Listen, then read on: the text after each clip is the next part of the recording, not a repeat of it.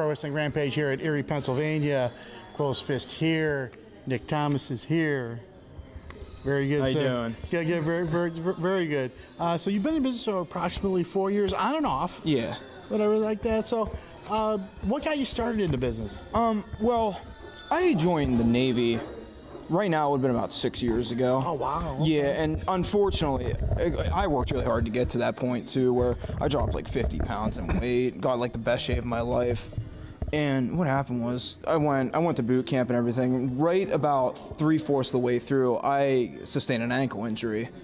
Yeah, what happened was me and my division, our division was about 90 people. We were running on this really small track. It was like 8 times for a mile, so we had to do a mile and a half. I'm running, I stepped on the back of someone's foot and rolled over my own ankle completely. I thought I broke the thing, and just the adrenaline and everything going around me, everyone's screaming, you know, I was in pain, obviously.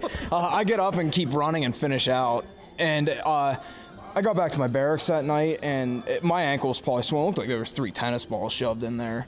So, there was nothing open at night there either. Like, none of the doctors saying, unless it was like a really big emergency. So they just gave me some ice, told me to go to bed. And, yeah, so I get up the next morning. I went to the ship sick call, x-rayed my ankle, and it was, they said I did so much ligament damage, they were going to have to let me go. So, I was on hold for a couple weeks just waiting to come. They couldn't let me home until I was completely healed. So right. I literally left the day I was supposed to graduate boot camp because I was on hold for about 3 weeks until we could go, and I was really bitter about it for a long time. But I got some benefits and stuff out of bench. But the wrestling part of it, about probably like 6 to 8 months after that, Jimmy is my older brother, Jimmy the Hot Flying Hippie. Oh, no kidding. Yeah. So his training school closed like a long time ago. It was ran by a guy named Ken Downs, Cato is his worker name. So his other friend Doug Diggler, he was another worker from back in the day. They opened up a school, him and Ken did, and it was they call it Power Wrestling Training Center, like you know, big gimmicky name and shit. Right. But yeah, so I started training with Jimmy. Bill was down there a lot. 'Cause at the time, Bill was living on closer to where we were. I'd say Bill Collar's a big influence on me too, besides my brother being the biggest. So I had those two, Ken Downs, Cato. That guy was no mess around wrestling trainer, and he's one of the wildest people I've ever met. And Doug would help out when he can. There was other guys randomly coming in, like guys like, they go by tag team Wild West. It was DC Bentley and Dave Daniels. Cal McGrath came on. So I worked a lot with Justin Holsinger, Justin Sane. He was another one. Oh, wow. And yeah, so eventually I worked my first match ever with Jimmy. And I was just, my name was like Tommy Jacobs or something. So Tom Jacobs, like my first and middle name. So it was just generic.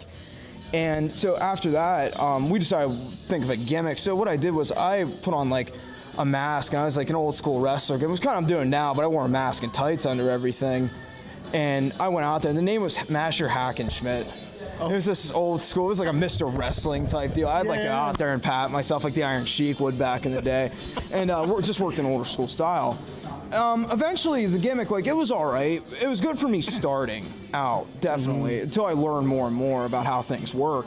And during that period, I was in and out. I was doing the same gimmick for a while, and then eventually I kind of wanted something more for myself where my face would be showing, because that's where you make your money here. Right. And so I was in the Navy, and it's like, you know what, I got kicked out so I could steal their gimmick. So I did a sailor gimmick for a while, and it was great. Like, I had this dancey sailor theme music coming out, dance. Like, it was good for the kids and everything.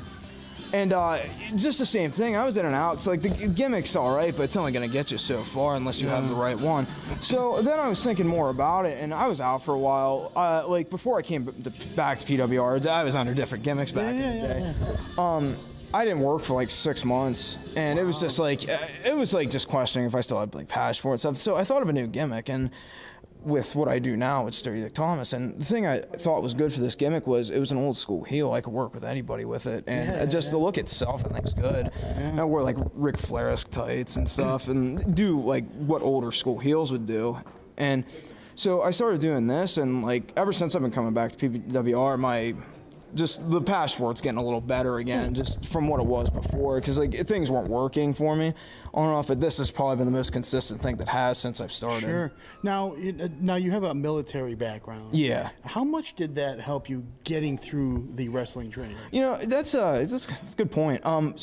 when I was there, like, you know, everybody was yelling at you and treating you like crap. It's Right, just yeah, a yeah, part yeah, of the yeah. culture. And I think one thing, it taught me a lot, even beyond wrestling, with like life and everything. You know, just treat others with respect. I look up to people. Like yeah, there's just, I try to treat people with respect, everyone around me, everything. Like I remember I had a bad habit. I got rid of it since I'd say like sir and ma'am and stuff every time like anybody helped me out or anything. Like I felt corny, but yeah. So then like Ken Downs, Kato, like he was. Yeah, he'd tell you about yourself and what was wrong with you, and like just every like, In his own little way. Yeah, he could be insulting you too, but just having like, you know, my captains and stuff, like the way they treat me, I could deal with him easier because, you know, it's I dealt with these type of people before. Right. Now, if you had to go back and think about like the wrestler that kind of dragged you in and made you a fan, who do you think that would be? Hulk Hogan. Hogan. I loved Hulk Hogan growing up. I remember I was a young child, like maybe a year or two old, seeing it. Like I was born after the fact, but when he slammed Andre, and it was I was just like, I always loved Hulk Hogan growing up. And then I thought it was the coolest thing ever when he went to WCW and completely flopped who he was, joining the NWO, changing his gear and look and everything. Like I loved it. Yeah, I've always been a huge Hogan mark. It's never changed. Now, have you seen All In? Yeah. I've seen bits and pieces, so not the whole thing. Bits and pieces. How much of a shot in the arm do you think that gave the pro wrestling business? I think it's a good thing for indie wrestling, definitely. Because the thing is, WWE has just been the only thing in town for so long, to the point where TNA has never grown big enough to even compete. They tried, and obviously that didn't work out for them. ROH is a different service on that all-in level too. That's like making noise outside of what WWE is. But I think it's just a boost for indie wrestling in general. Where the point where if you don't make it to WWE, there's still the indies traveling to different countries and stuff too, like Japan. Like there's wrestling all over the place still.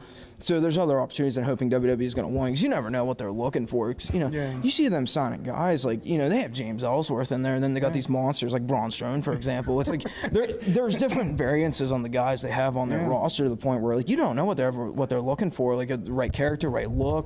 Yeah, there's a lot of reasons. Yeah, and like guys can go down into the tryouts and stuff, but you just never know.